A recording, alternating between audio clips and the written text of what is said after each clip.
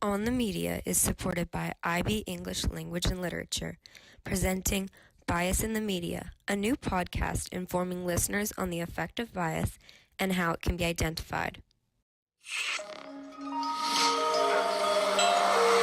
Listener supported, WNYC Studios. We studied 3 different articles describing the recent hearings involving Brett Kavanaugh and Christine Blasey Ford. Ford, along with 3 other women, have accused Kavanaugh of sexually assaulting them in high school nearly 4 decades ago. Kavanaugh denies these accusations, resulting in a hearing held by the Senate Judiciary Committee to hear both sides of the story. After the Senate hearing surrounding Supreme Court nominee Brett Kavanaugh and the sexual assault accusation made by Christine Blasey Ford on September 26, 2018, authors from the HuffPost, BBC News, and Fox News wrote articles including emotive language and bias by source selection, affecting the reader's perception of the event. A HuffPost article written by Emily Peck uses both emotive language and source selection in order to paint a negative picture of both Brett Kavanaugh and Donald Trump. The article starts off with a headline containing heavy emotive language, reading, "Brett Kavanaugh plays the victim." This phrase is repeated numerous times throughout the article, creating the idea that Brett Kavanaugh is guilty in just playing a role. The article continues on, saying that Kavanaugh practically embodied an all-cap scream, putting all-cap scream in literal all caps, indicating that he acted defensively and combative throughout his testimony. They also use language such as embattled, attacked the partisans, and portrayed himself as an aggrieved victim. On the other hand, when describing Ford's testimony, they use language such as smiling congenitally and choking up. The choice of words here creates the image that Ford was very calm and collected, while Kavanaugh was all over the place and aggressive, which then creates the impression that he is inadequate for the position he is being nominated for. The article also uses quotes from Kavanaugh's testimony, such as, "This has destroyed my family and my good name, built up through decades of hard work and public service at the highest levels of public government." Including this quote instills in the reader the idea that Kavanaugh is quote-unquote playing the victim. The article also uses fragments of quotes that Kavanaugh said during the hearing, such as, "It's an outrage, a joke, a farce." Picking out these specific pieces of the quotes illustrate Kavanaugh as hysteric throughout his testimony, while also leaving out pieces of information. The article then goes on to interview Jennifer Freed, a psychologist from the University of Oregon. Freed mentions that Kavanaugh was using an apparent strategy. Both the terms apparent and strategy add to the idea that Kavanaugh needed a plan to cover up his actions. The strategy they mention is called DARVO, short for Deny, Attack, Reverse, Victim, and Offender. The inclusion of this information once again emphasizes the idea that Kavanaugh was lying. Freed stated that in her view, Kavanaugh was definitely using DARVO.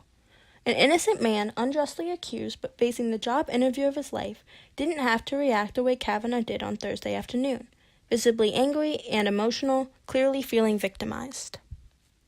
If he wanted to stop denying, he could do profoundly healing things for this country. Here, the article only uses one source from one perspective, a perspective that clearly believes Kavanaugh is guilty, and therefore, the reader doesn't get a clear understanding of the event. The article ends saying it wasn't just Kavanaugh using this DARVO strategy, but the president as well. Reading, "Donald Trump is perhaps a master practitioner of portraying himself as the victim of smear campaigns and women being paid to accuse him of sexual misconduct." They also use a quote from Trump saying, "As you have seen, I am the victim of one of the greatest political smear campaigns in the history of our country."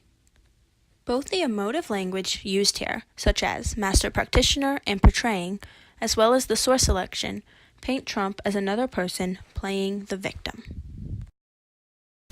In an article written by BBC News, Georgina Renard uses selected sources to be able to give a positive idea of Dr. Ford. The article begins with the mentioning of an old but famous Supreme Court case, Roe v. Wade. The case expanded the rights of privacy for those who are pregnant. It determined women have constitutional rights as well. The author's choice to include that case so early in the article automatically states a bias towards Kavanaugh and gives the audience a sense of which side that Renard is leaning towards. Renard also uses a lot of bias by selection to paint Kavanaugh as the bad guy and Ford as the victim. Throughout the article, Renard uses multiple sources from women protesting against the judge nominee. This isn't someone we can elect out. He is someone that will be there for his lifetime, and we know he doesn't stand for our values, says 33-year-old Julia Peters. Others talked about how emotional and tear-jerking her testimony was. I thought Miss Ford's testimony was heartbreaking and compelling. It just reinforced that I believed her, says 36-year-old Lucy Melker. Melker goes on to continue and wonders why anyone would go through this type of pain if she was lying. In the result of the lack of quotes on the side of Kavanaugh, Ford is made out to be the fan favorite and more believable. Emotive language also contributes to why Dr. Ford will more likely be favored by those who read this article. When talking about the conservative and liberal views, the subtitles caught my eye. When talking about women who support Kavanaugh, they name the passage a circus. It gives the impression that the article isn't as important and can be taken as a joke. When talking about women protesting against the Supreme Court nominee, they gave the passages the name Pivotal Movement and Clear and Pure. These two subtitles give a message that the author has a bias against the Supreme Court nominee. Images also played a large role to why BBC News was biased against Kavanaugh.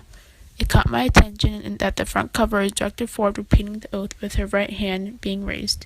According to U.S. law, if you lie under oath, you get sent to jail. The significance of choosing that image speaks volumes. When she swore into court, she automatically vowed to tell the truth. It makes Dr. Ford look more credible. In this passage, the consequence of lying could do a lot of harm, so it makes the readers think, why would she lie? Fox News published an article written by journalist Brooke Singman on September 28th, just 2 days after the hearing, to inform the public on the status of Christine Blasey Ford and Brett Kavanaugh. The article contains plentiful instances of bias, from emotive language evoking a psychological reaction from the reader, either positive or negative, to bias by selection. Bias by selection is simply including more sources that support one side over another. The article is titled, Kavanaugh Abandoned Script to Deliver Blistering Opening Statement on Assault Accusation. Such an emotive title is intriguing to a reader and draws their attention, getting them to read more. Before even getting into the article, the word blistering evokes a possible sense of shock, as the word can be used to mean intense or impressive as well. By calling that an assault accusation, the author portrays Ford in a negative way, almost making her seem malicious. The word accuse has a negative connotation and is suggestive that she's in the wrong. This idea is supported even in the first paragraph, when a quote by Kavanaugh is included that describes the allegation as a calculated and orchestrated political hit. The article continues to outline Kavanaugh's position and side of the argument, using only his quotes selected to cause the reader to side with him. The article describes Kavanaugh as a family man, relatable and trustworthy. He's portrayed as having a big heart when it says, in his sometimes tearful delivery, Kavanaugh with his wife Ashley, family and friends behind him. A quote is later included that says, I thank God every day for Ashley and my family. The reader could almost feel bad for him and his loved ones that this is affecting his life so much. The article explains how the accusation has destroyed his family. It doesn't include a single quote by Ford, solely Kavanaugh's reactions to occurrences in the hearing. The writer chooses to mention that Kavanaugh had said, in tears, that his daughters were praying for the woman. By selecting this to add to the article, it seems that his family is very empathetic towards Ford, appealing to people who might have previously perceived him as being insensitive or inconsiderate. It also supports Kavanaugh by making him appear as a good guy, who doesn't mean to do any harm. The article concludes with the following quote by Brett Kavanaugh. I swear today under oath, before the Senate and the nation, before my family and God, I am innocent of this charge. By placing this quote at the very end, the reader finishes the article in a way that will most likely make them agree with the writer's point of view. From articles or images to studies and research experiments, bias can be found all over. Through the use of emotive language, source selection, and more, bias can have a big effect on the perception of a situation by a reader.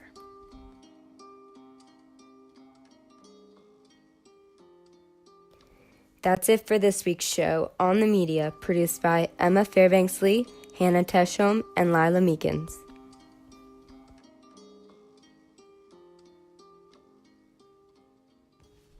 On the Media is a production of NYC Studios. I'm Lilah Meekins. I'm Hanna Teshome. And I'm Emma Fairbanks Lee.